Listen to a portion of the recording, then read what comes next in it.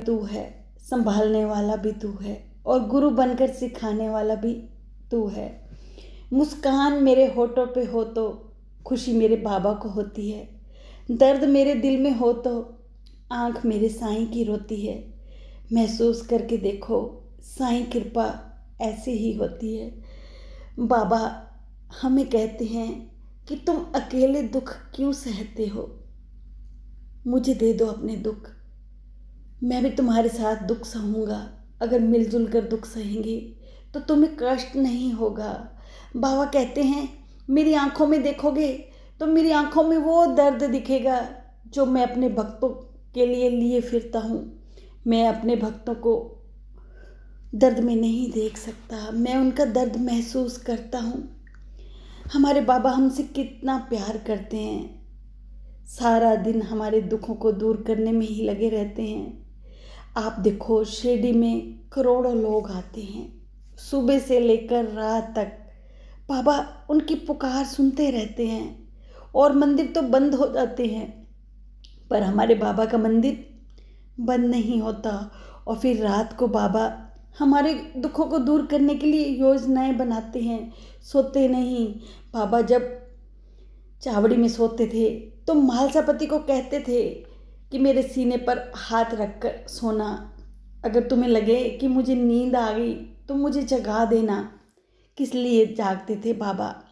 बाबा इसलिए जागते थे क्योंकि वो हमारे दुखों को दूर करना चाहते थे। बाबा तब भी चक्की पीसते थे शिरडी में हमारे बुरे कर्मों को दूर करने के लिए, और आज भी बाबा चक्की पीस रहे हैं हमारे कर्मों को दूर करने के लिए। आपने कभी सोचा कि बाबा कितना थक गए होंगे हम लोगों के दुख दर्द दूर करते करते? हम हैं कि मांगते मांगते थकते ही नहीं। कभी आप लोगों ने प्यार से कहा कि बाबा आप चक्की चलाते चलाते कितना थक गए होंगे, बाबा अपना हाथ लाओ, मैं आपका हाथ दबा दूं? हमने कभी नहीं कहा। हमारी इच्छाएं ख़त्म ही नहीं होती और हम मांगते रहते हैं, मांगते रहते हैं। कभी बाबा को प्यार से कहा कि बाबा अब रात को सो जाओ, आप थक गए होगे? हमने कभी नहीं कहा। हमने बाबा की थकावट को कभी महसूस ही नहीं किया। हम तो अपने दुखों में ही लगे रहे कि कैसे हमारे बाबा दुख दर्द दूर कर दें, चाहे इसके लिए बाबा को तकलीफ़ भी क्यों ना उठानी पड़े। जब हम बाबा के आगे रोते हैं और अपने दुखों के बारे में बार बार बाबा को कहते हैं, तो जानते हैं जो हमारे कर्मों के दुख हैं वो हमें भोगने हैं, पर हम बाबा से बार बार प्रार्थना करते हैं तो कई बार बाबा को तरस आ जाता है और कर्मों का भोग बाबा अपने ऊपर ले लेते हैं। क्या हम चाहते हैं कि हमारे कर्मों का भोग बाबा अपने ऊपर ले, बाबा को कष्ट हो? नहीं, हम भी बाबा से प्यार करना सीखें। बाबा हमारे प्यार के बुक हैं। एक बार मैंने बाबा का एक वीडियो सुना था जिसमें बाबा कह रहे थे कि सब लोग शिरडी आते हैं, मांगने के लिए आते हैं, ऐसा कौन है जो कहता हो कि मैं बाबा तुम्हारे लिए आता हूँ? ये वीडियो सुन के मुझे बहुत दुख हुआ और फिर मैंने कहा था कि बाबा मैं आती हूँ आपसे मिलने के लिए। आप जानते हो पहली बार मैं जब गई थी ना तो बाबा से मैंने मांगा और दूसरी बार भी मांगा तो पूरा नहीं हुआ। जब तीसरी बार कही गई तो बाबा को उलाम्बा दिया कि आप तो मेरी इच्छा पूरी नहीं करते, मैं आपके दरबार नहीं आऊँगी। और फिर वहाँ से आने के बाद मैं बहुत महीने बाद ही उदास हो गई और फिर मन ने कहा कि तेरी मन्नत गई भाड़ में, चाहे बाबा पूरी करे ना करे, मुझे बाबा के पास जाना है। बाबा के प्यार ने मुझे खींच लिया कि पगली ये क्या कहती है कि मेरी मन्नत पूरी करोगे तो मैं आऊँगी, क्या मेरा प्यार तेरे लिए कुछ नहीं है? और मैंने उसके बाद बाबा से मांगना छोड़ दिया, कुछ भी नहीं मांगा। कहा कि आप मेरे बाबा हो, मैं आपसे मिलने आऊँगी। और मैं बाबा से मिलने जाती रही क्योंकि मैंने मांगना छोड़ दिया, क्योंकि मांगूंगी अगर पूरा नहीं होगा तो बाबा पे गुस्सा आएगा। बाबा का प्यार नहीं चाहती थी कि बाबा का जो प्यार है ना वो हमेशा मेरे लिए रहे, कभी कम ना हो। इस मांगने के चक्कर में शायद बाबा से प्यार कम हो जाए। मांगने की ज़रूरत क्या है, वो सब कुछ जानता है। कहते हैं ना कि बिन बोले या तू सब कुछ जानता। सचमुच वो सब कुछ जानता है।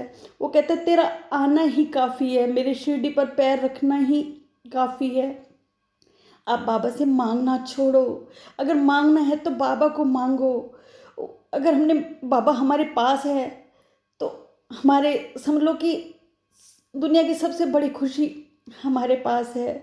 बाबा हमारे पास आपके अलावा कोई नहीं है। हमें आप पर पूरा विश्वास है कि आप जो भी करते हो ना वो हमारे लिए हमेशा अच्छा है। समस्या जो हमारे जीवन में आती है वास्तव में वो समस्या नहीं, हमें अंत में एहसास होता है कि जो कुछ भी हुआ हमारे अच्छे के लिए हुआ। हम बाबा को दोष देते रहते हैं कि बाबा तुमने ऐसा किया। बाबा तो सब देख रहे हैं ना कि हमारे लिए क्या अच्छा है, वो हमारे लिए अच्छा चाहते हैं। हमें क्या पता कि हमारे लिए क्या अच्छा है। हम हर वक्त बाबा को दोष देते रहते हैं। आप बाबा को दोष मत दो। अपने दुखों के लिए बार बार बाबा के आगे मत रो। बाबा से पूरा प्यार करो, बाबा पर विश्वास करो। बाबा हमेशा आपके साथ हैं। बाबा हमसे कभी कुछ नहीं मांगते, हमेशा देते रहते हैं। अगर मांगते हैं तो ये कहते हैं कि अच्छे इंसान बनो, बुरे विकारों को छोड़ दो। तो इसमें भी हमारी अच्छाई ही छिपी है। बाबा जानते हैं कि जब हम अच्छे इंसान बनेंगे तो जो हमारे कर्म है ना वो बहुत जल्दी कट जाएंगे। तो क्या हम सब लोग बाबा को आज वचन दें कि बाबा हम आपसे निस्वार्थ प्यार करेंगे बाबा, और आप जैसा चाहते हो हम वैसे बच्चे बनेंगे, ताकि आपको कष्ट ना उठाना पड़े। आपको हमारे बुरे कर्मों को दूर करने के लिए बार बार चक्की ना पीसनी पड़े।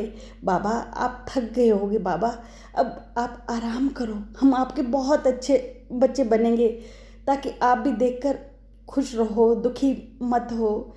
क्या आप सब लोग आज मेरी इस बात से सहमत हैं कि अगर हमारा जो प्यार हो ना बाबा के लिए निस्वार्थ हो, हमारी उसमें कोई इच्छाएं ना हो, और हम बाबा को दोष देना भी बंद करें।